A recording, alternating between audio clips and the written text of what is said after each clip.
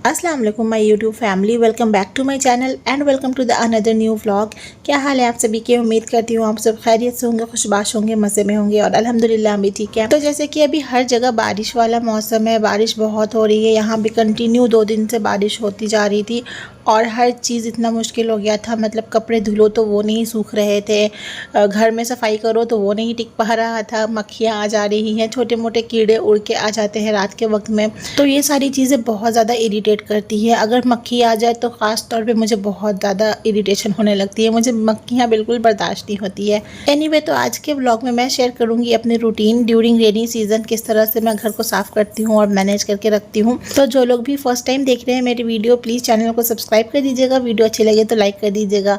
तो चलिए शुरू करते हैं आज का व्लॉग। तो हम स्टार्ट करते हैं किचन से, और किचन में आते ही सबसे पहले मैं काउंटर टॉप वगैरह क्लीन कर लेती हूँ। जो बर्तन होते हैं उनको सिंक में डाल देती हूँ और जो सामान सुबह अपने हस्बैंड से मंगवाया हुआ होता है उनको उनकी अपनी अपनी जगह पर डालती हूँ।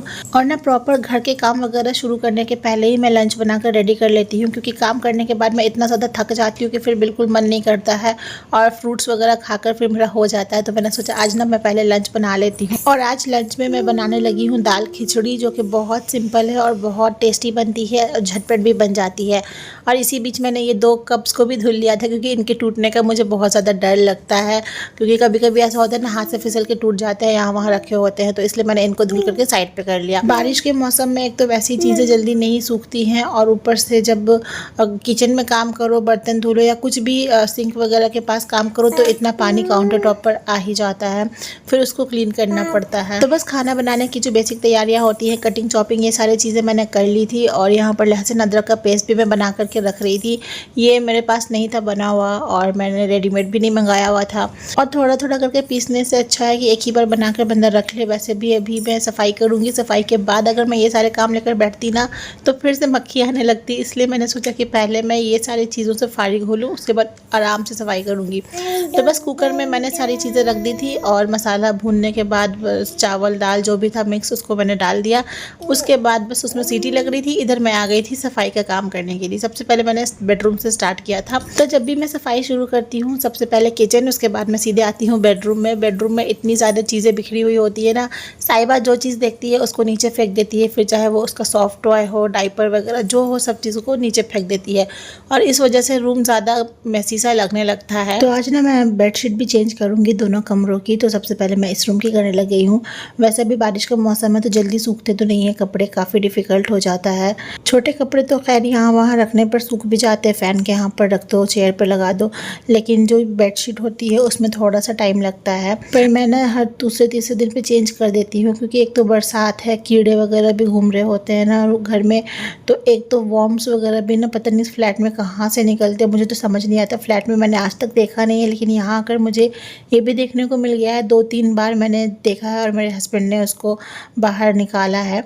तो इस तरह से बहुत मुझे डर लगा होता है। साहिबा को सुलाती हूँ तो इस वजह से ना मैं बेडशीट को हर दूसरे तीसरे दिन पर, दूसरे तो नहीं 3 दिन पर चेंज कर देती हूँ, और हर रोज़ इसकी सफाई जो होती है वो तो अलग। ऐसे तो मॉनसून हम सबको बहुत अच्छा लगता है, लेकिन इस टाइम पे घर की जो हालत होती है ना, घर को मैनेज करना, मेंटेन करना काफ़ी डिफ़िकल्ट हो जाता है। मतलब हर चीज़ को अच्छे से सुखानी होती है। पोछा लगाओ तो फर्श जल्दी नहीं सूखता है, मतलब घंटों फ़ैन चलाकर छोड़ दो फिर भी थोड़ी बहुत नमी ना फर्श पर रही जाती है। कपड़े सूखने को डालो तो वो नहीं सूख पाते हैं, यहाँ वहाँ कपड़े फैले हुए दिखते रहते हैं। तो ये सारी चीज़ें थोड़ी सी होती है, कीड़े मकोड़े आने लगते हैं घर के अंदर। मेरे हस्बैंड बाहर जाते हैं ऑफिस, तो ऑफिस से आते हुए वो इतने ज़्यादा भीग जाते हैं बारिश में, फिर वो जैसे अंदर आते हैं तो पानी साथ में अंदर आता है। तो बारिश यही एक चीज़ है जो अपने साथ लेकर आती है, जो नमी होती है वो जाती नहीं है, चिपचिपाहट सब होती है, बहुत अजीब सा हो जाता है सब कुछ। लेकिन इसी को फिर मेंटेन करना भी हमें ही है और सारी चीज़ों को मैनेज भी हमने ही करना है। तो बस यही रूटीन है मेरी सिंपल सी, जो मैं मानसून के टाइम पर फॉलो करती हूँ। कुछ ऐसी चीज़ें हैं जिनको मैं फॉलो ज़रूर करती हूँ, लाइक मैं पोछा रोज़ नहीं लगाती हूँ क्योंकि वैसे ही नहीं सूख रहा होता है। उसके बाद दोनों बेडरूम की बेडशीट्स को मैं हर तीसरे चौथे दिन याद से चेंज कर देती हूँ। बारिश के मौसम में ना मोस्टली लोग जल्दी चेंज नहीं करते हैं, ये सोच कर कि धो लेंगे तो सूखेगा नहीं, और मैं भी ऐसा सोचती हूँ। लेकिन फिर मैं क्या करती हूँ ना, सोफ़े वगैरह पर डाल कर सुखा लेती हूँ, लेकिन मैं चेंज तो ज़रूर कर देती हूँ। और उसके बाद जो भी डोर मैट्स वगैरह वगैरह होते हैं उनको रोज़ थोड़ा बहुत बालकनी में डाल देती हूँ ताकि हवा लग जाए अच्छी तरीके से। मेरी कोशिश यही होती है कि किचन में ज़्यादा देर तक बर्तन सिंक में जूठे ना पड़े हों, क्योंकि उस पर भी बहुत मक्खियाँ आने लगती हैं। तो इसलिए जैसे जैसे काम ख़त्म होता है मैं फटाफट से धुलती जाती हूँ।